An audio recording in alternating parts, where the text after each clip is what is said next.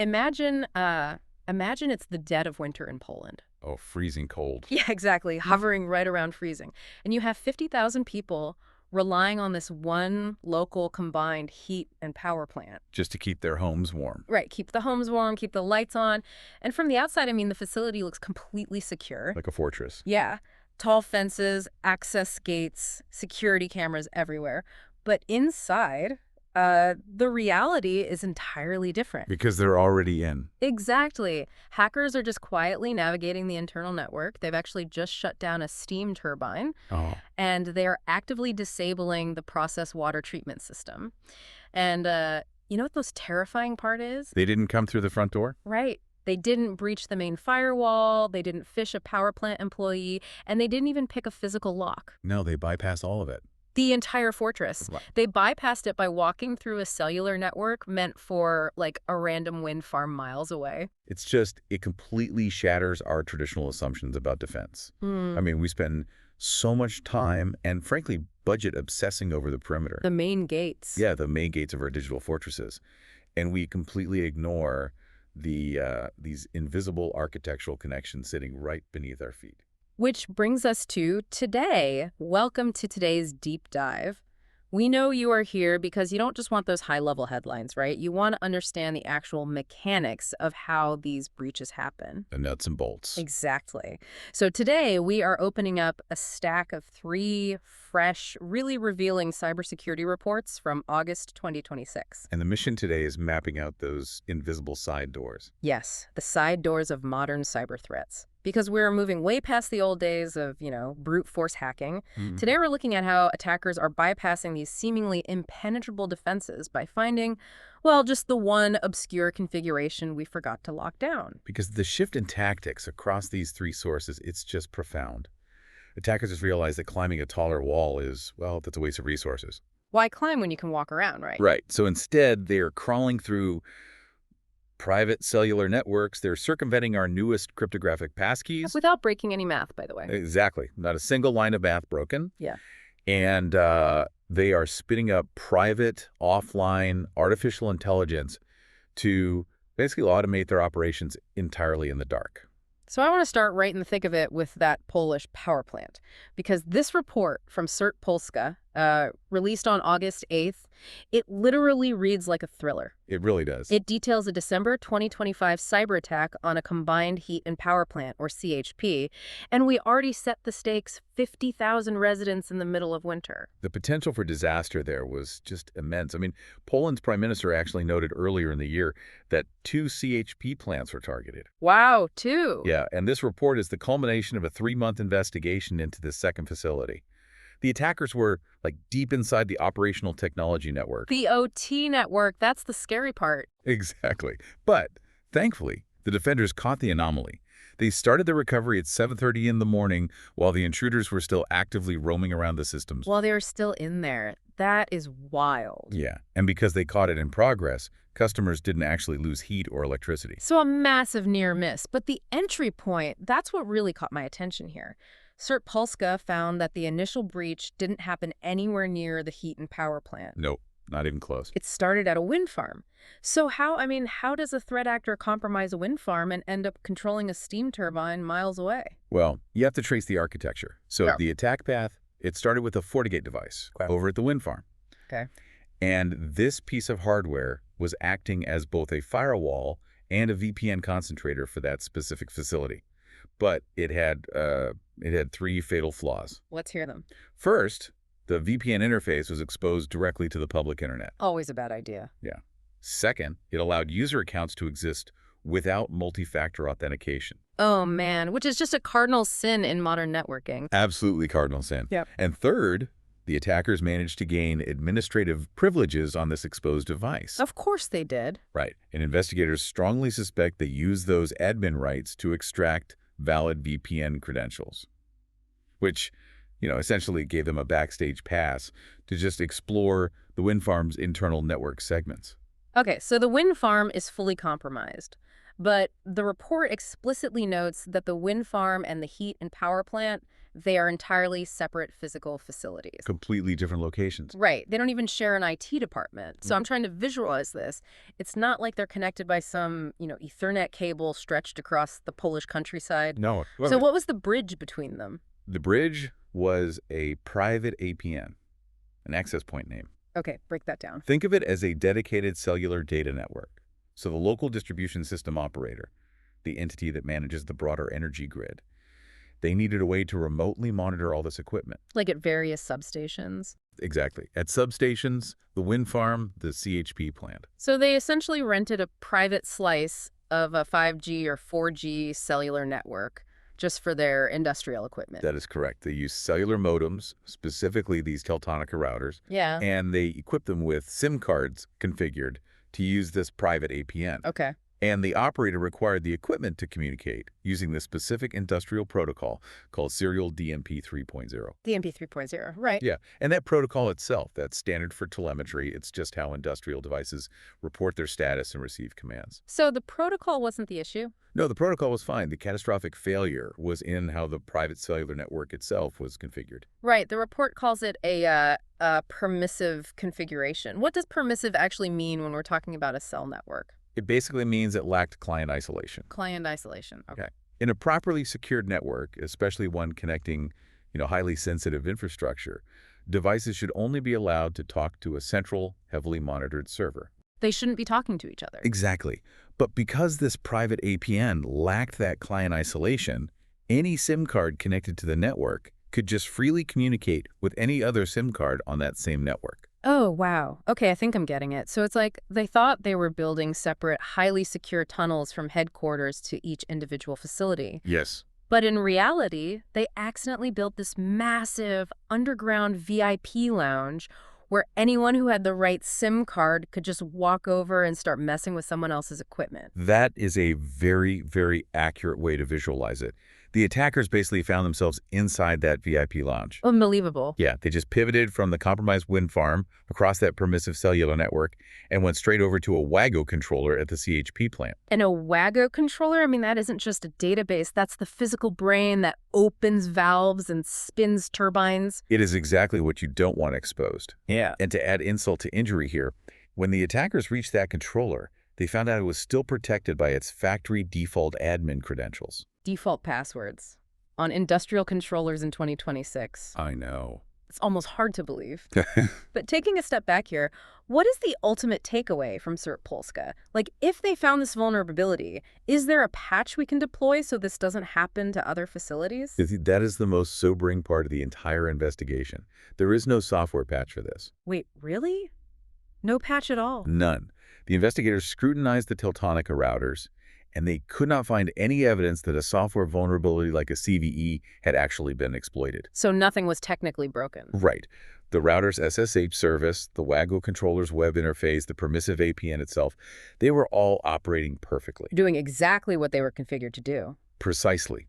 The technology didn't fail, the architecture failed. Wow. And CERT Polska, they highlighted this as a monumental shift. To the best of their knowledge, this is the first documented real-world instance of attackers using a private APN as an attack vector to penetrate an industrial control network. That's a huge milestone. It is. So the immediate recommendation is that organizations must audit their private cellular networks and enforce client isolation right now. You just cannot treat a private APN as an inherently trusted zone just because it has the word private in the name. And this directly impacts you, the listener, even if you don't work anywhere near a power plant. I mean, enterprise businesses globally are rolling out private 5G networks for their warehouses, their corporate campuses, logistics hubs. All over the place. Yeah, and if your internal architecture implicitly trusts any device that connects to it, your massive, expensive corporate firewalls are effectively useless. The side door is just wide open. Because implicit trust is the fatal flaw. And, we see that exact same theme, that danger of trusting the foundation in our second source. Right. Let's look at the digital equivalent of that isolated network, because if we can't always trust the physical or cellular boundaries, we usually fall back on digital identity. Which is supposed to be foolproof. Supposed to be. We've been told for years now that the ultimate solution to credential theft is the cryptographic passkey. Right, the unhackable replacement for passwords. Exactly. Completely resistant to phishing. But our second source shatters that illusion of invincibility. It really does. This is a presentation from Black Hat USA 2026, delivered on August 5th by the security firm SpecterOps. And they, alongside two other research teams, basically demonstrated how to completely defeat these passkey protections in the wild. But the distinction here is super crucial. SpecterOps did not break the cryptography. Okay, so the math is safe. The underlying math of the 502 standard remains totally solid. What they attacked was the operating system's implementation of that standard. So how does an operating system mess up an unhackable key? By logging it where it shouldn't. The researchers uncovered an information disclosure vulnerability in the Windows Event Logging Service. It's tracked as CDE 2026-34348. Okay, so event logs. Those exist to help IT admins troubleshoot issues, right? Like seeing why a login failed or what services are crashing. Exactly. But in this case, Windows was taking past YubiKey signatures and just storing them in the event logs in clear text. Clear text. So the raw authentication data is just sitting there like a plain text document. Yes. Who could actually read that log? Pretty much any authenticated, unprivileged remote user.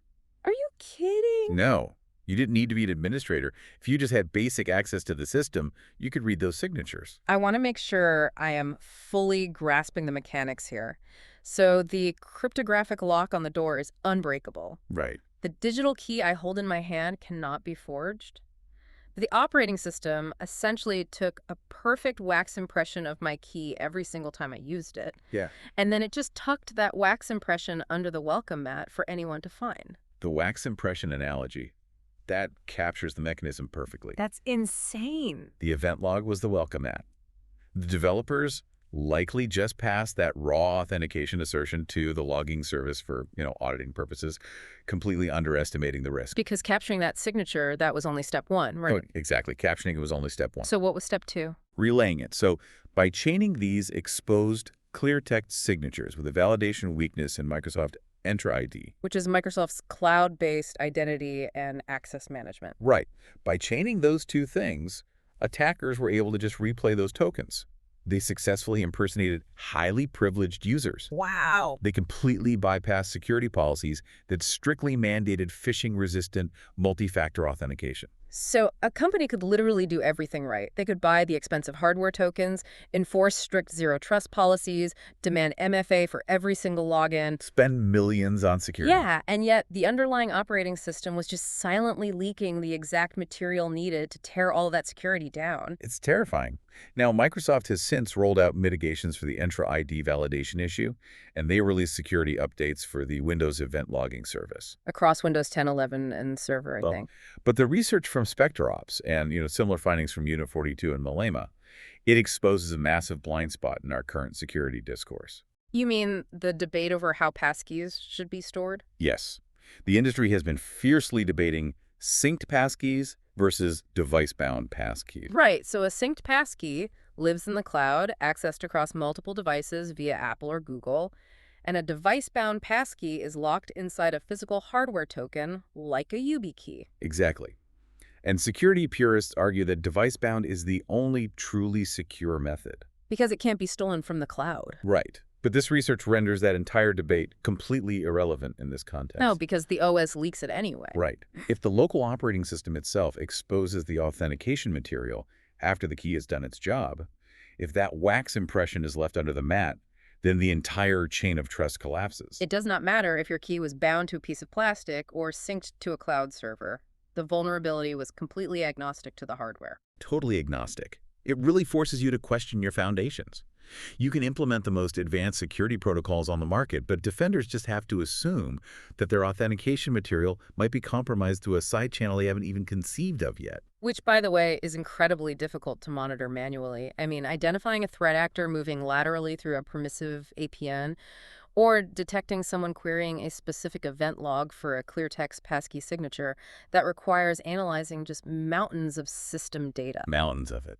And that brings us to the third and honestly most chilling part of our deep dive. Because if defenders are struggling to sift through all this data, how are the attackers managing to find and exploit these incredibly nuanced vulnerabilities at scale? Automation. They automate. Let's look at our third source. This is a report from the security firm Genians, analyzing a threat actor known as Kimsuky. Right. Kimsuky is a highly sophisticated state-sponsored cyber espionage group operating under North Korea's Reconnaissance General Bureau.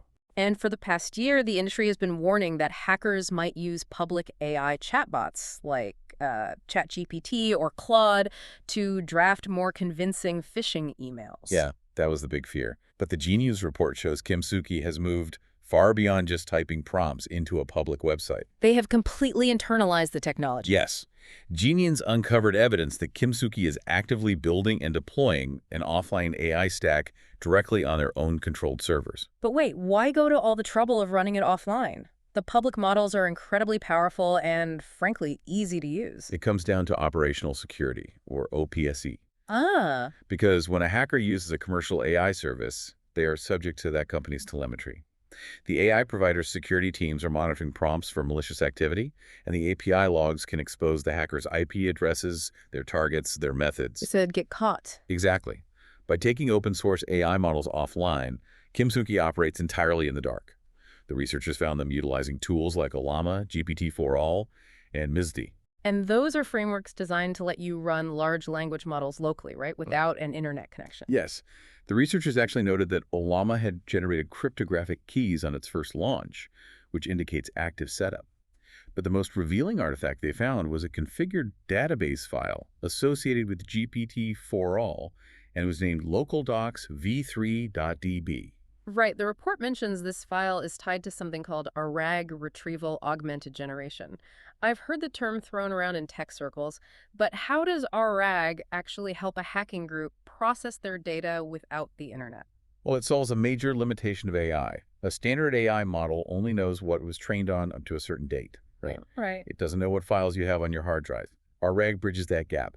It basically takes a specific folder of documents, in Kimsuky's case, likely terabytes of stolen, highly sensitive data, and vectorizes them. Vectorizes, so it turns the text into mathematical representations so the AI can search it quickly. Precisely. So when the hacker asks a question, the RAG system retrieves the relevant stolen documents, feeds them into the offline AI model, and generates an answer based strictly on their private loot. So they aren't relying on the AI's general knowledge at all. They're using it as an ultra-advanced search engine for the data they've already exfiltrated. Exactly. Which brings up a detail from the report that I really want to unpack. The Genius researchers actually recover a specific prompt that a Kimsuky operator fed into their offline AI. Oh, yeah. It's a fascinating look into their workflow.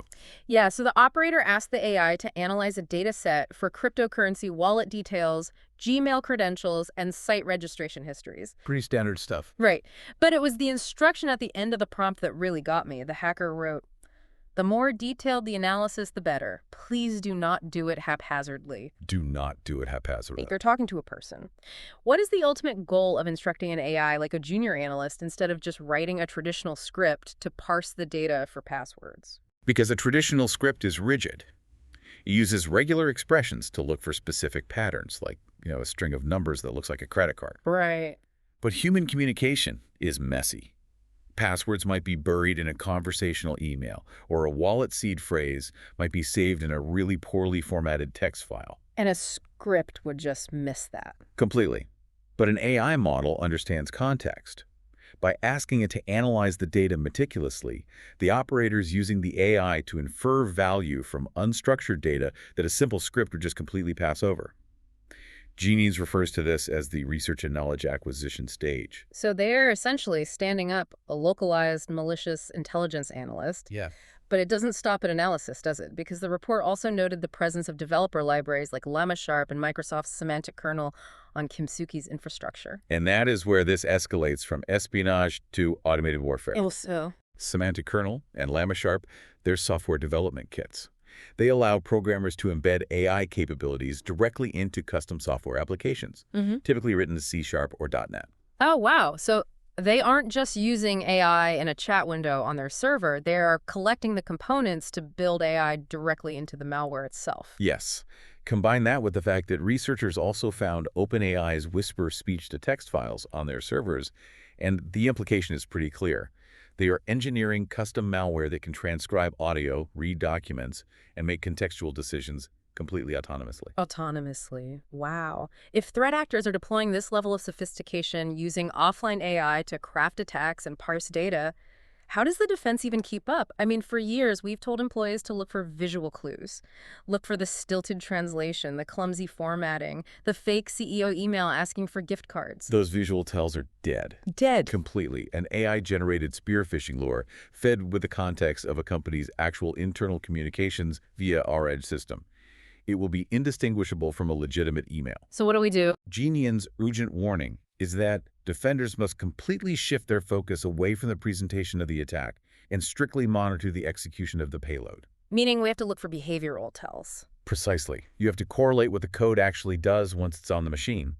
Defenders need to aggressively monitor for anomalous execution of shortcut files, like LNK files, obfuscated PowerShell commands, hidden scheduled tasks being created out of nowhere, and, unusual traffic communicating with sites like GitHub.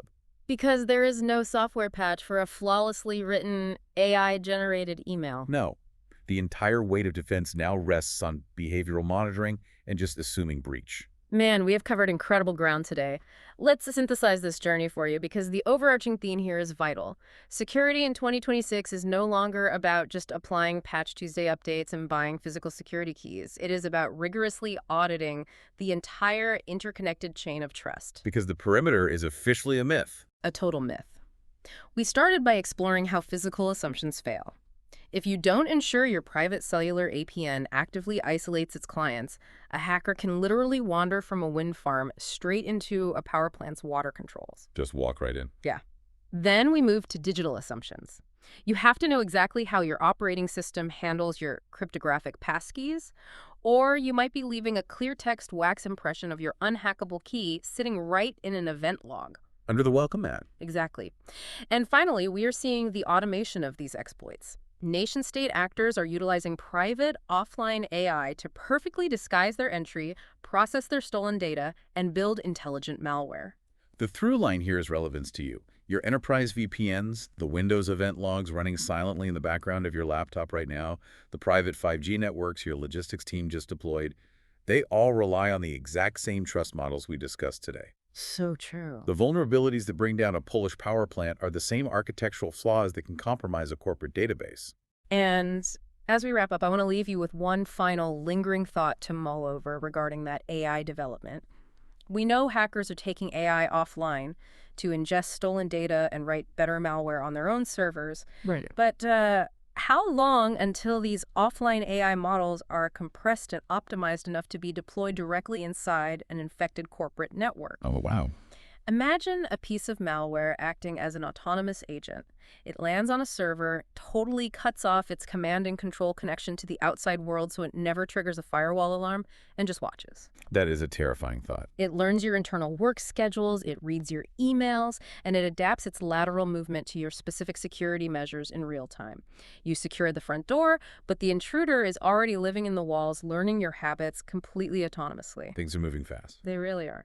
Keep your eyes open, question your configurations, and stay curious. Until next time.